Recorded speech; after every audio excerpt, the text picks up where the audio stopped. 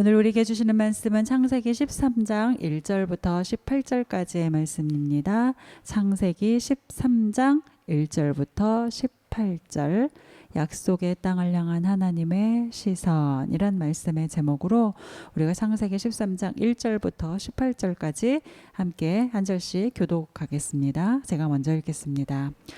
아브라함이 애굽에서 그와 그의 아내와 모든 소유와 롯과 함께 네겝으로 올라가니 아브라함에게 가축과 은과 금이 풍부하였더라. 그가 네겝에서부터 길을 떠나 베델에 이르며 베델과 아이 사이 곧 전에 장막 쳤던 곳에 이르니 그가 처음으로 제단을 쌓은 곳이라. 그가 거기서 여호와의 이름을 불렀더라. 아브라함의 일행 롯도 양과 소와 장막이 있으므로 그 땅이 그들이 동거하기에 넉넉하지 못하였으니 이는 그들의 소유가 많아서 동거할 수 없었음이니라. 그러므로 아브라함의 가축의 목자와 롯의 가축의 목자가 서로 다투고 또 가나안 사람과 브리스 사람도 그 땅에 거주하였는지라. 아브라함이 롯에게 이르되 우리는 한 친족이라. 나나 너나 내 목자나 내 목자나 서로 다투게 하지 말자. 내 앞에 온 땅이 있지 아니하냐. 나를 떠나가라. 내가 좌하면 나는 우하고 내가 우하면 나는 좌하리라. 이에 롯이 눈을 들어 요단 지역을 바라본즉 소알까지 온 땅에 물이 넉넉하니 여호와께서 소돔과 고모라를 멸하시기 전이었으므로 여호와의 동산 같고 애굽 땅과 같았더라. 그러므로 롯이 요단 온 지역을 택하고 동으로 옮기니 그들이 서로 떠난지라. 아브라함은 가나안 땅에 거주하였고 롯은 그 지역의 도시들에 머무르며 그 장막을 옮겨 소돔까지 이르렀더라. 소돔 사람은 여호와 앞에 악하며 큰 죄인이었더라. 롯이 아브라함을 떠난 후에 여호와께서 아브라함에게 이르시되 너는 눈을 들어 너 있는 곳에서 북쪽과 남쪽 그리고 동쪽과 서쪽을 바라보라. 보이는 땅을 내가 너와 네 자손에게 주리니 영원히 이르리라. 내가 내 자손이 땅의 티끌 같게 하리니 사람이 땅의 티끌을 능히 셀 수 있을진데 내 자손도 세리라. 너는 일어나 그 땅을 종과 행으로 두루 다녀보라. 내가 그것을 내게 주리라. 이에 아브라함이 장막을 옮겨 헤브론에 있는 마므레 상수리 수풀에 이르러 거주하며 거기서 여호와를 위하여 제단을 쌓았더라. 아멘. 1절과 2절 말씀을 다시 함께 보시면 아브라함이 애굽에서 그와 그의 아내와 모든 소유와 롯과 함께 네겝으로 올라가니 아브라함에게 가축과 은과 금이 풍부하였더라. 아브라함이 비로소 이제 애굽에서부터 나와서 네겝으로 올라가죠. 가축, 은, 금이라고 말하는 명칭하는 많은 소유와 함께 올라갑니다. 어제 말씀 12장 10절에서 기근 중에 목숨을 부지하기 위해 애굽으로 내려가야 했던 상황과 비교해 보면 사실 오늘은 매우 상반된 상황이고 상반된 분위기죠. 어제 말씀을 좀 기억해 보시면 자, 기근을 피해 애굽으로 내려가서 아브라함이 보여주었던 행동을 한번 다시 생각해 보십시오. 그 행동 참 비겁했습니다. 하나님보다 처한 상황을 먼저 보다 보니 생각은 많아지고 약속은 사라지고 마음은 불안하고 행동은 비겁해졌습니다. 실수라 말하기에 너무 부끄러운 실수를 했고 그러나 하나님은 그런 아브라함을 실수했다 하여 실패자로 만들지는 않으셨죠. 오히려 부끄러운 실수를 덮어주시고 더 풍성하게 채워주셨습니다. 실수를 실패로 만들지 않으시고 오히려 더 큰 축복으로 덮어주시는 하나님, 우리는 이것을 하나님의 은혜라고 말합니다. 자, 그렇게 하나님의 은혜를 덧입은 아브라함과 가족이 오늘 본문에서 이제 비로소 애굽을 떠나 나옵니다. 3절부터 4절까지의 말씀을 다시 한번 보시면 그가 네게부에서부터 길을 떠나 베델에 이르며 베델과 아이 사이 곧 전에 장막 쳤던 곳에 이르니 그가 처음으로 제단을 쌓은 곳이라. 그가 거기서 여호와의 이름을 불렀더라. 그가 애굽을 떠나서 롯 아브라함과 그 일행이 애굽을 떠나서 이른 곳은 베델과 아이 사이 전에 장막을 쳤던 곳입니다. 하나님의 은혜를 입은 아브라함이 애굽을 떠나 전에 장막을 쳤던 곳에 이르렀습니다. 그리고 그것에서 무엇을 했나요? 4절 말씀에 따르면 제단을 쌓고 여호와의 이름을 불렀다라고 하죠. 무엇인가요? 예배했다는 것이죠. 3절에서 말하는 전에 장막 쳤던 곳이라는 전에는 사실은 처음에라는 뜻입니다. 그리고 이어서 4절에서는 더 직접적으로 처음으로 제단을 쌓은 곳이라고 명시하고 있죠. 그리고 그곳에서 예배했다고 합니다. 즉, 첫 예배를 회복한 거죠. 예배의 첫 마음을 회복한 것입니다. 은혜를 덧입은 자의 삶에서 가장 먼저 보이는 것이 바로 예배가 회복되는 것입니다. 그리고 은혜를 덧입은 자의 삶에서 가장 두드러지게 회복되어야 하는 것도 예배입니다. 은혜와 예배는 아주 밀접한 관계가 있습니다. 은혜를 입은 사람은 반드시 그 삶 안에서 예배가 회복되고, 예배가 회복된 삶은 그 은혜가 점점 깊어지기 마련입니다. 왜요? 예배는 하나님 안에 거하는 시간이기 때문이죠. 그 하나님을 깊이 알아가는 시간이 예배이기 때문입니다.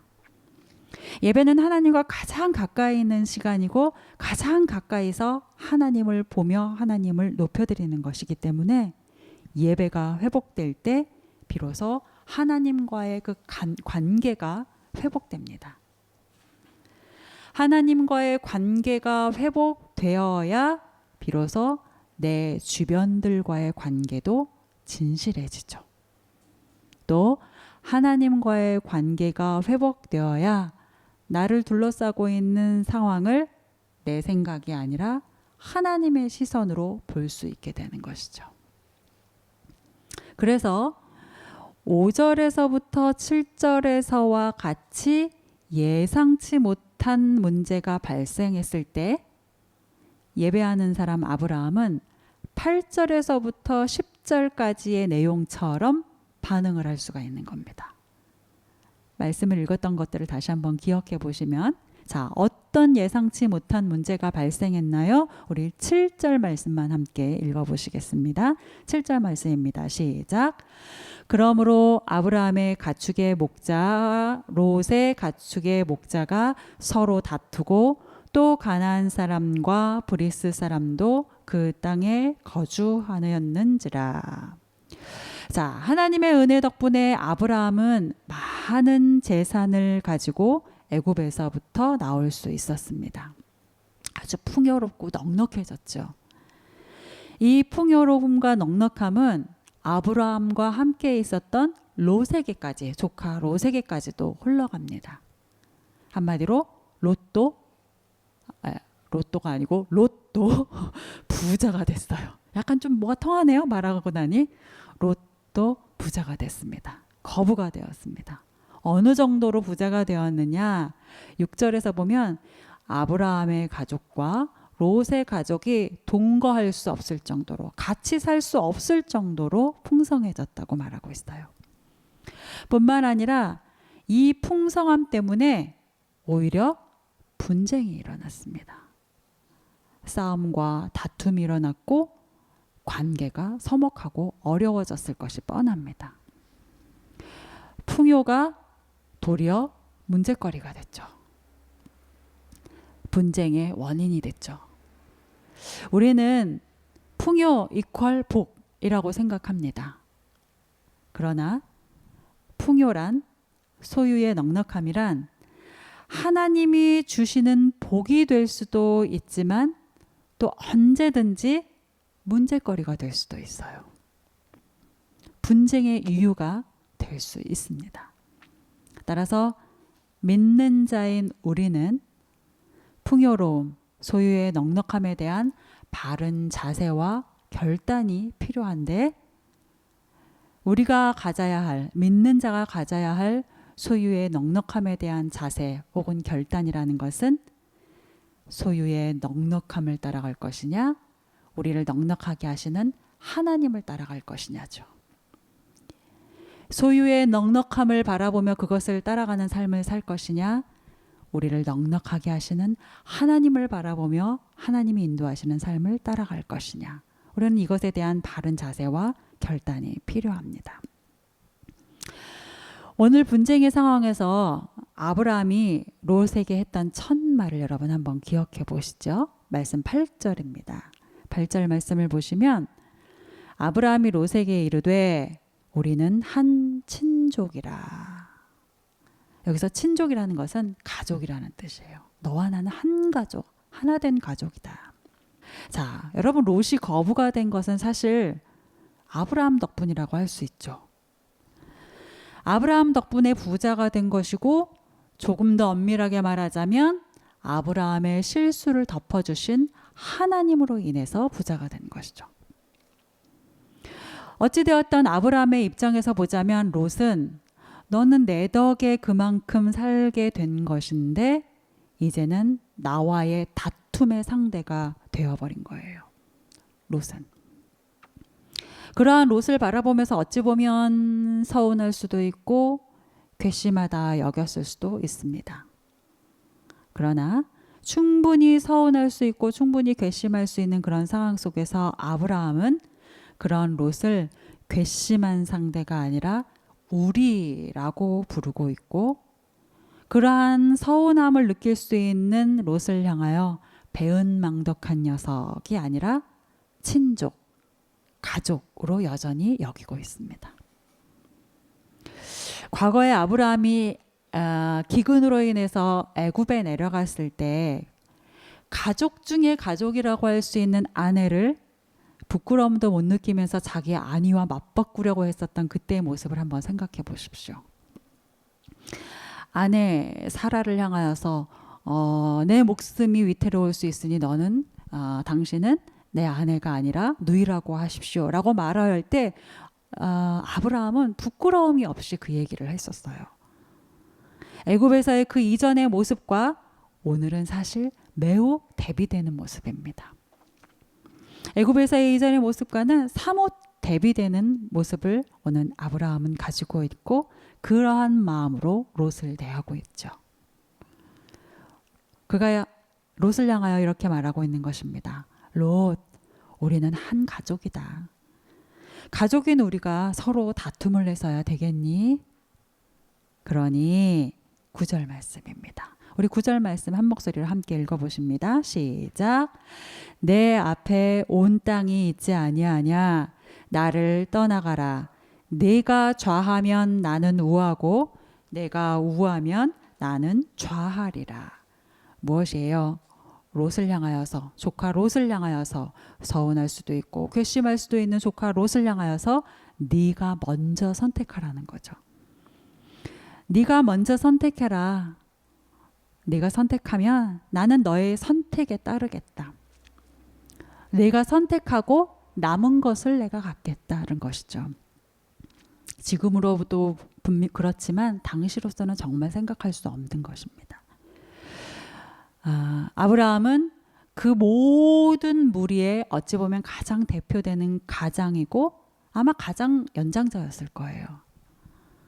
그렇다면 내가 먼저 선택하라. 내가 좌하면 나는 우하고 내가 우하면 나는 좌하리라 라고 하는 이 고백은 가장으로서의 모든 막강한 힘을 포기하는 것이고 연장자로서 마땅히 누릴 수 있는 모든 권리를 내려놓는 것이죠. 어찌 보면 롯이 가지고 있는 모든 재산의 원소유주라고 할 수 있는 자신의 모든 기득권을 다 내려놓겠다는 것입니다. 마땅히 누릴 수 있고 모두가 누리고 있는 권리. 그러나 아브라함은 그 권리를 조금의 망설임도 없이 내려놓고 있습니다. 예배하는 사람은 이런 것입니다.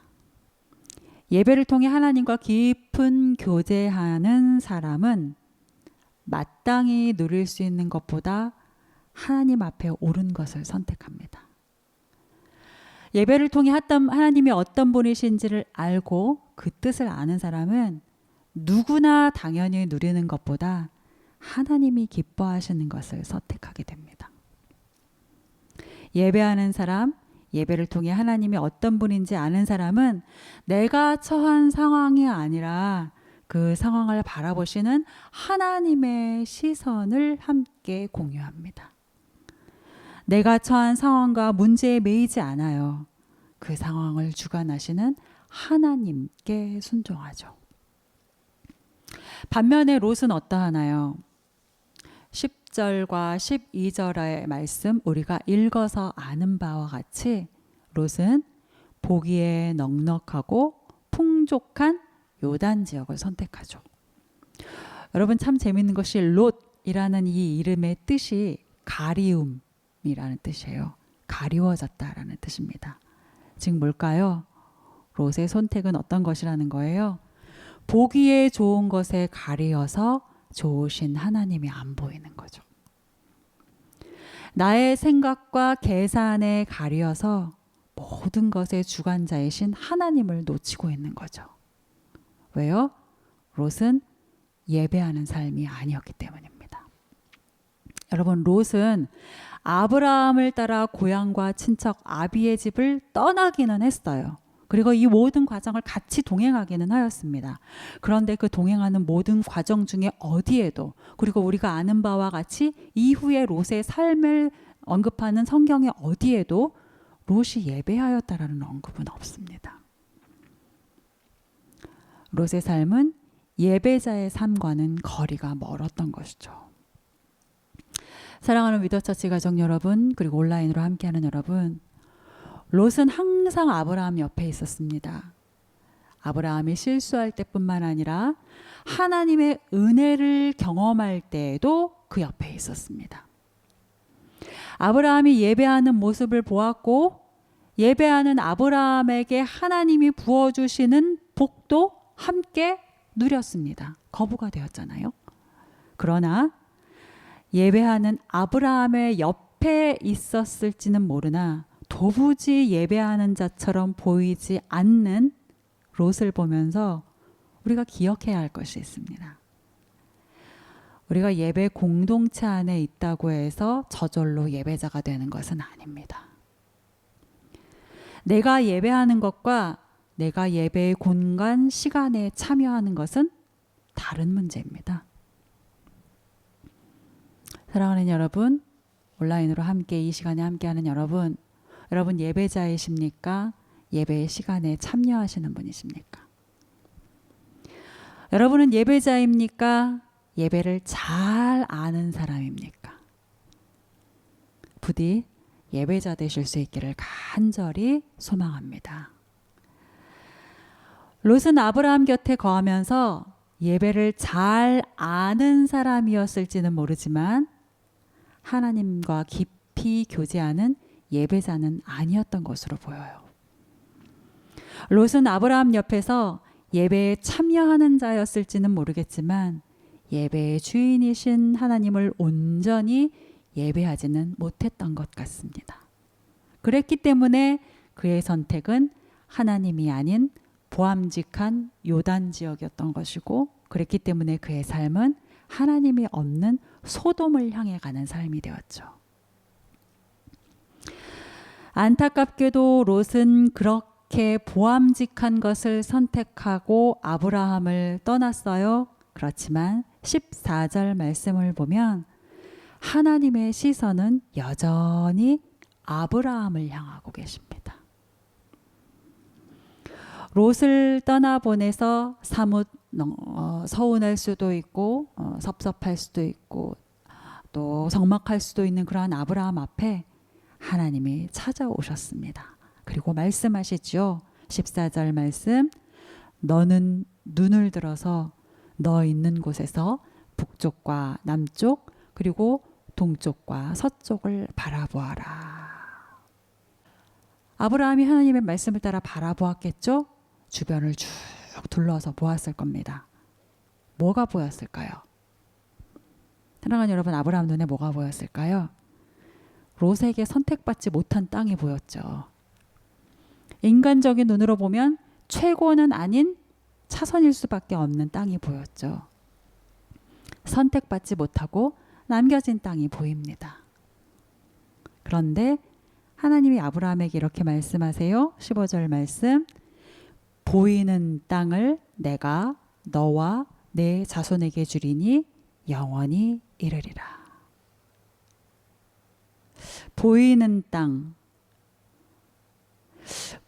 보여주시는 그 땅이 세상의 시선으로는 최고가 아닐 수도 있고요.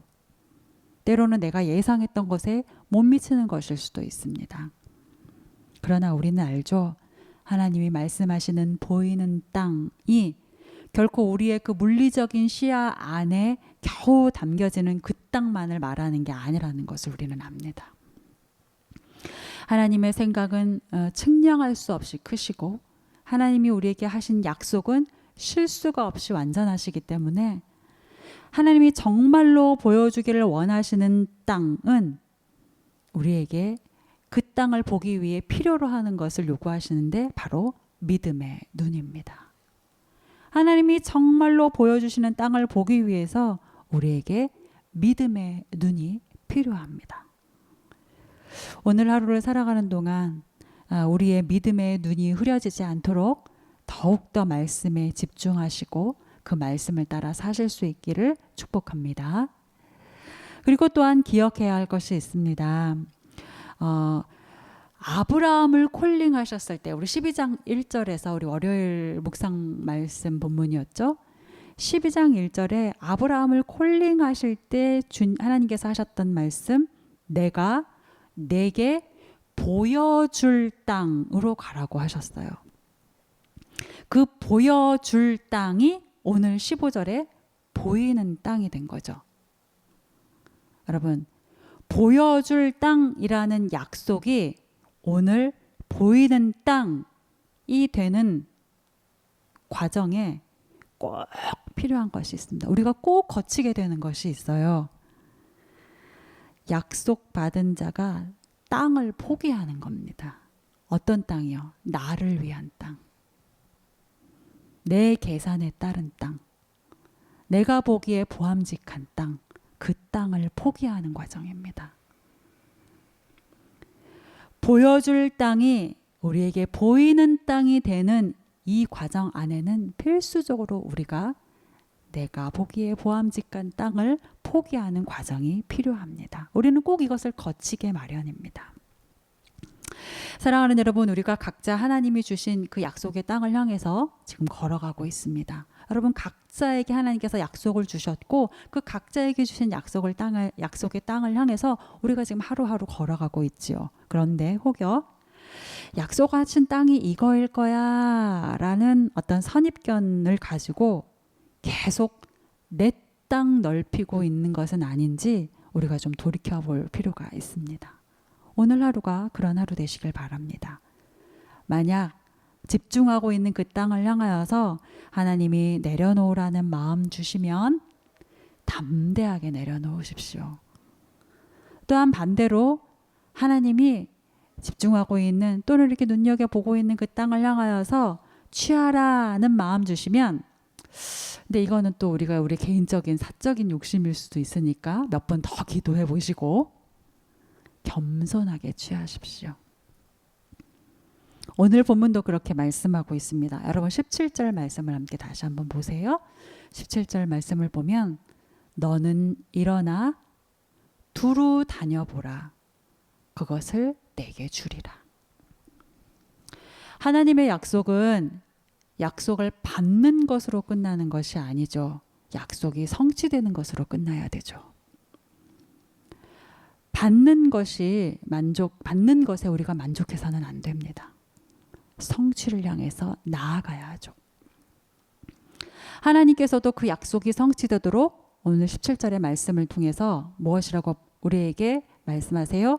가만히 있어라가 아니라 일어나 그 땅을 종과 횡으로 두루 다녀라 라고 하세요. 물론 여러분, 하나님의 약속은 사람의 노력만으로 되는 것은 아닙니다. 그러나 하나님은 우리에게 주신 그 약속을 사람의 노력과 수고를 통해서 이루어 가십니다. 그러니 오늘 우리에게 보여주시는 땅, 또 우리에게 약속하신 그 땅을 향해 종과 횡으로 두루 다니며 하나님의 인도하심을 따라 그 약속의 땅에 더 한 걸음 가까이 나아가는 삶이 되실 수 있기를 간절히 축복합니다. 오늘 하루 하나님의 약속을 향해 한 걸음 더 나아가는 축복된 삶이 되기를 간절히 소망하면서 우리 이 시간 함께 말씀을 따라 기도하시겠습니다.